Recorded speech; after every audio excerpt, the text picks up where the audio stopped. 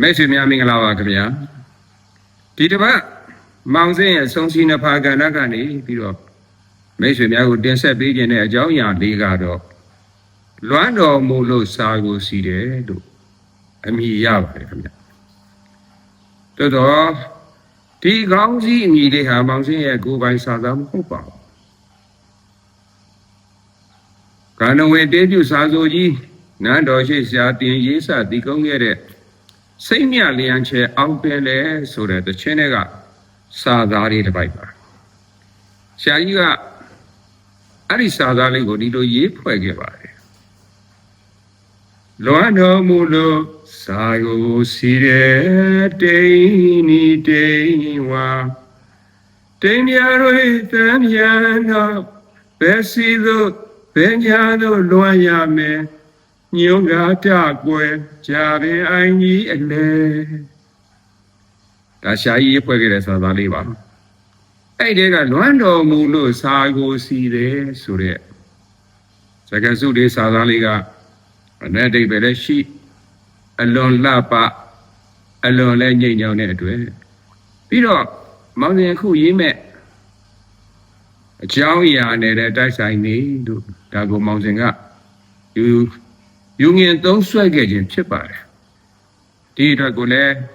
ရှားကြီးရဲ့ကြာရှိခဲ့တဲ့မိသားစုများအနေနဲ့ခွင့်ပြုပေးပါလို့လေးလေးစားစားနဲ့မောင်စင်ဒီနေရာကနေခွင့်တောင်းအပ်ပါတယ်ခင်ဗျာမိတ်ဆွေများနားဆင်ခံစားကြည့်ပါဦးလွမ်းတော်မူလို့စာကိုစီတယ်မောင်စင်အိမ်ကိုလွမ်းရင်ကိုယ့်ရဲ့အမိမြေကိုလွမ်းရင်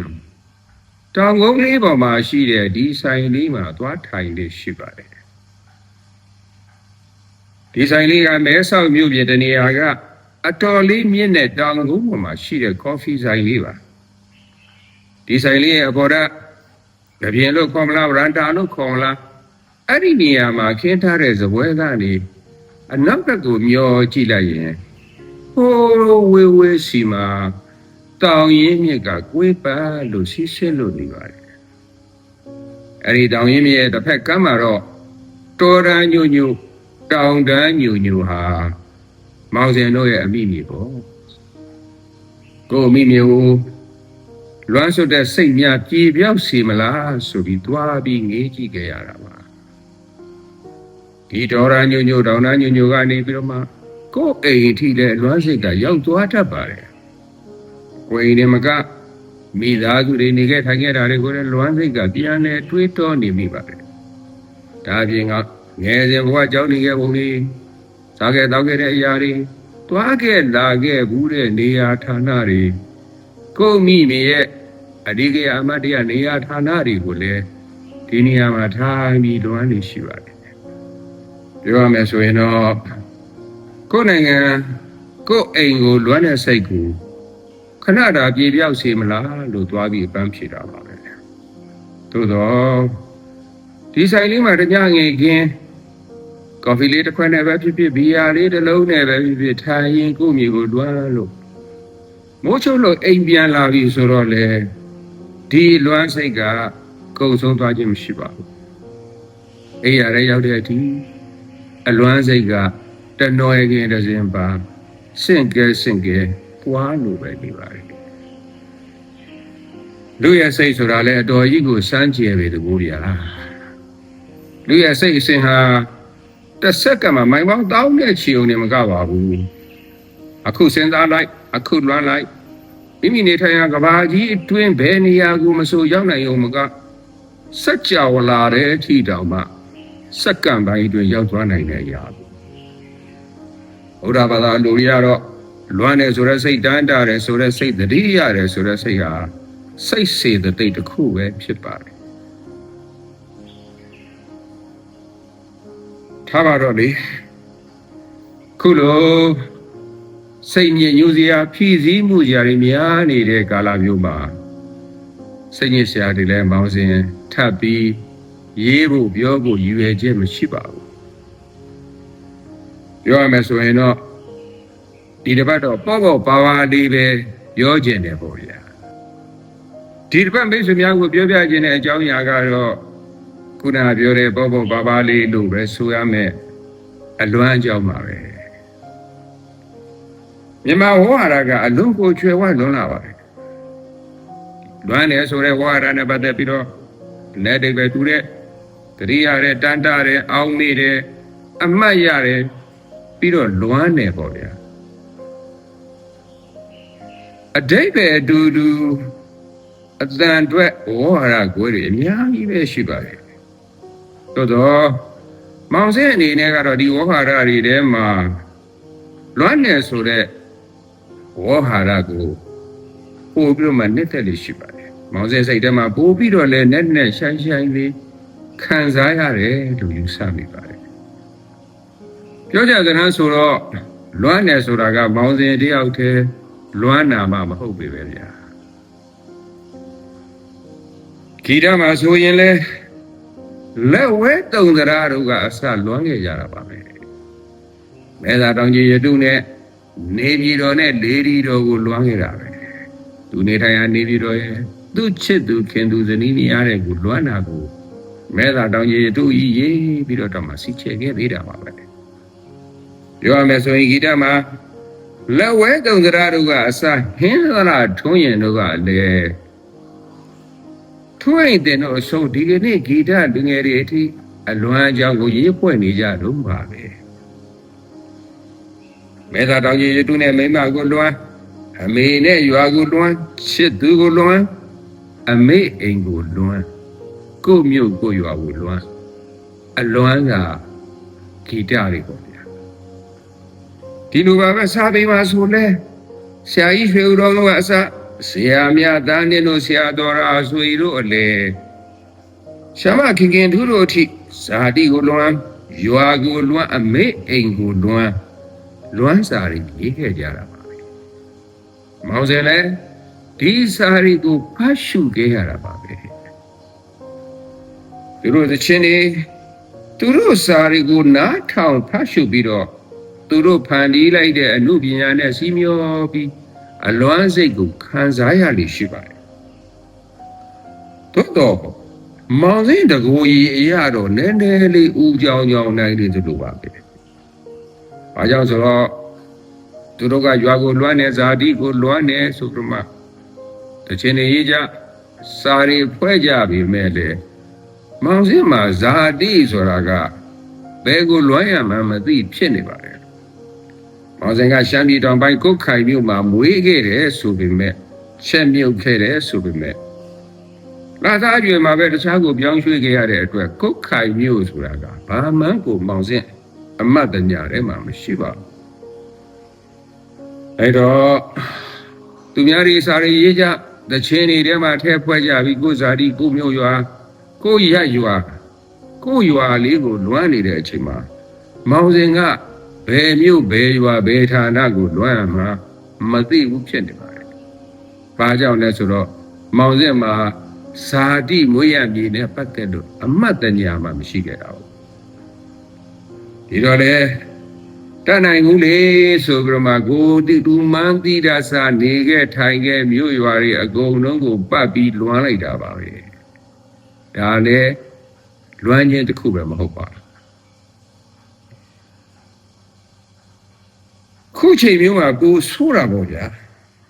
ရွှေပြည်ဌာနနဲ့လည်းဝေးဆွေတွေကညာနာတွေနဲ့ဆိုတာလဲတကွဲပြားဝမ်းသာရှာစရာအလုပ်ကိုင်ကလည်းမရှိ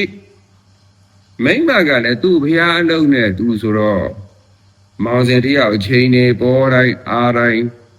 လွမ်းပြီးရင်လွမ်းရင်ပေါ့ဗျာရန်ကုန်ကိုလွမ်းနေဗျာကိုမြို့ကိုရွာကိုရန်ကုန်ကိုလွမ်းပါတယ်အဲစင်ကနေခဲ့တဲ့တရုတ်တန်းဒါနဲ့ဆက်အိမ်လေးကိုလည်းလွမ်းပါတယ်တရုတ်တန်းကစားစရာတောက်စရာအစုံကိုလည်းလွမ်းပါတယ်ပြီးတော့မောင်စင်သွားနေကြစာအုပ်ဆိုင်တန်းနေစာအုပ်ဖောင်းဆိုင်လေးတွေဝင်တော့ခဲ့ရတာတွေကိုလည်းလွမ်းပါတယ်တပတ်ကိုတစ်ခါတော့မဖြစ်မနေရောက်နေရှိတဲ့ပကြီးပြကန်းတွေကိုလည်းမောင်စင်လွမ်းပါတယ်ပြီးတော့မောင်စင်ရဲ့အသက်မွေးဝမ်းကြောင်းဖြစ်တဲ့ရုပ်ရှင်ရိုက်ကွင်းတွေပေါ့ဗျာမောင်စင်တရုတ်ဆောင်ဘဝနှစ်ပေါင်း40ကျော်ဖြတ်တန်းလာခဲ့ရတဲ့တရုတ်ဆောင်ဘဝ ရုပ်ရှင်ရိုက်ကွင်းတွေကိုလည်းလွမ်းပါတယ်အဲ့တော့ဦးနာပြောတဲ့ဇာတ်ဆိုင်တွေကိုလွမ်းပြီးပြကနေလွမ်းသားသမီးတွေကိုလွမ်းဝေးရမြေကမြေတွေကိုလွမ်းခွဲခွာသွားတဲ့အပေါင်းအသင်းတွေကိုလွမ်းခွဲကွာနေတဲ့မိတ်ဆွေတွေကိုလွမ်းပြီးတော့အသက်ကြီးမှထားတဲ့ကြီးစားတွေကိုလွမ်းပေါ့ဗျာလွမ်းချက်ကတော့လက်ကုန်မယ်လို့ဆိုရမှာပဲဖြစ်ပါတယ်ဒီနေရာမှာအလွမ်းဆိုတဲ့စိတ်နဲ့ပတ်သက်လို့မိတ်ဆွေများကိုအနေငယ်တော့မျှဝေပေးရစေဗျာအလွမ်းဆိုတဲ့စိတ်ဟာခုနကမောင်နေရှင်းမှာပြောသလိုဗုဒ္ဓဘာသာရဲ့အလိုရကတော့စိတ်စေတသိက်တွေကတစ်မျိုးပါပဲဒါအပြင်တချို့သောစိတ်ပညာရှင်များကလွမ်းဆိုတဲ့ဆိုတဲ့စိတ်ဟာကြောညံခြင်းမဟုတ်လွမ်းဆိုခြင်းသည်လူစိတ်ရဲ့အလိုဆန္ဒကိုတဏှိတဖုံပြေပြောက်စေတာမို့လို့လူကိုအကျိုးရှိစေတယ်လို့တချို့သောပညာရှင်များကဆိုကြပါတယ်ပြောပါပြင်ဗျာကျွန်တော်တို့လူတွေအတွေ့အကြုံပြောသလိုရိုးသားပြောရင်လွမ်းတယ်ဆိုတာရှက်ရှာမဟုတ်ဘူးစိတ်ကဖြစ်ရိုးဖြစ်စင်ပဲဒါအစမ်းတကျမဟုတ်ဘူးတဘာဝကြတဲ့စိတ်တစ်ခုပဲဆိုတာကိုဆိုလိုတာပါဒီတဲ့ရှင်းအောင်ပြောရင်လွမ်းတယ်ဆိုတာရှက်เสียမဟုတ်ဘူးပေါ့ဗျာပြီးတော့မောင်စင်းမြင်ပေါ့လေလောကမှာလွမ်းတာလောက်အစဉ်ပြေတာမရှိဘူးဗျမိတ်ဆွေများယုံကြည်မှယုံကြပါလိမ့်မယ်တကယ်ပြောတာပါလောကကြီးမှာလွမ်းတာလောက်အစဉ်ပြေတာမရှိပါဘူးမိတ်ဆွေအခုနားဆင်နေတဲ့မိတ်ဆွေသင်လွမ်းခြင်းပါကလားဟာလွယ်သေးပါဗျာဘယ်သူစီမှာခွင့်တောင်းစရာမလိုပါဘူးသင်လွမ်းခြင်းလို့ပါဆိုပြီးဘယ်ဌာနကိုမှလည်းစာတင်စရာလည်းမလိုပါဘူးဘာရှောက်မွားမှလည်းမလိုပါဘူးသင်လွမ်းခြင်းအခုလွမ်းလိုက်လို့ရပါတယ်ကြိုက်တဲ့ချိန်ကြိုက်တဲ့နေရာကြိုက်တဲ့သူကိုကြိုက်တယ်လို့လွမ်းခွင့်ရှိပါတယ်ဒီနေရာမှာကြိုက်တဲ့သူကိုဆိုတာပုဂ္ဂိုလ်တွေမကပါဘူးမြို့ဝနေရာဌာနအရာဝတ္ထုပစ္စည်းအမတ်တရားဖြစ်เสียဖြစ်ကြိုက်ရာကိုသင်ကြိုက်တယ်လို့ကြိုက်တဲ့အချိန်ကြိုက်တယ်လို့လွမ်းခွင့်ရှိပါတယ်ပြီးတော့အဲ့ရထဲမှာလွမ်းမှာဒါမဟုတ်ပါဘူးဗျာလွမ်းလာရင်လည်းလွမ်းလို့ရတယ်ပါစကားရှိရင်လည်းလွမ်းလို့ရတယ်လှုပ်ရင်းကြိုက်ရင်လည်းလွမ်းနေလို့ရတယ်ငုတ်တုတ်ထိုင်ရင်လည်းလွမ်းလို့ရတယ်နောက်ဆုံးပြောလိုက်မယ်ဗျာရေချိုးရင်အိမ်သာတက်ရင်းနဲ့တော့လွမ်းမယ်ဆိုရင်လွမ်းလို့ရပါတယ်ဗျာကဲအဲ့တော့လွမ်းတယ်ဆိုတာဘယ်လောက်နှိမ့်တယ်လဲဗျာတကယ်နှိမ့်တဲ့အရာပေါ့ပြီးတော့ဒီတဲ့နှိမ့်တာရှိပါသေးတယ်လွမ်းဖို့အတွက်ဗတ်စာမကုန်ဘူးဗျာမိတ်ဆွေများခုမှသတိထားမိတယ်လွမ်းဖို့အတွက်ကိုဗတ်စာမကုန်ပါဘူးခုလိုကာလမျိုးမှာဗတ်စာကလည်းရှားအလောက်ကိုင်ကလည်းခက်ခဲချစ်သူခင်သူမိတ်ဆွေတွေကလည်းတကွဲတပြားဆိုတော့လွမ်းကြတဲ့လူတွေလည်းမြင်ရပါတယ်အဲ့တော့အလွမ်းနေဝယ်လို့အားတက်လာလို့ဆိုပြီးတော့မှဘယ်ကုမ္ပဏီဘယ်ဌာနကမှလည်းအလွမ်းတွေကိုဈေးတင်ရောင်းတာမျိုးမရှိပါဘူးအစိုးရကလည်းဒီတာကတွေရေကတွေအခွန်တွေမိပေါင်းစုံတက်နေတယ်လို့လွမ်းတဲ့လူတွေအလွမ်းကုန်တက်ရမယ်လို့လည်းသူတို့တပ်မှတ်လို့မရပါဘူးအဲ့တော့မောင်စဉ်စဉ်းစားကြည့်တာပေါ့လေလူသားတွေတို့ဖြစ်တည်လာပြီးရောင်းဝယ်ဖောက်ကားတယ်ဈေးနှုန်းတွေဆိုတာရှိလာပြီးဆိုကြတဲ့ကူကအခုချိန်ထိဈေးမတက်တာဆိုလို့အလွမ်းပဲရှိပါလိမ့်မယ်မိတ်ဆွေများမှတ်ထားကြပါခင်ဗျာအလွမ်းသည်ဘယ်တော့မှဈေးမတက်ပါဘူးဘယ်သူရှိကမှလည်းခွင့်ပြုချက်တောင်းစရာမလိုပါဘူးဘယ်ဌာနကမှပဲစာတင်စရာမလိုပါဘူးလွမ်းမှုအတွက်ဘလောက်တောင်အဆင်ပြေတယ်ဗျာ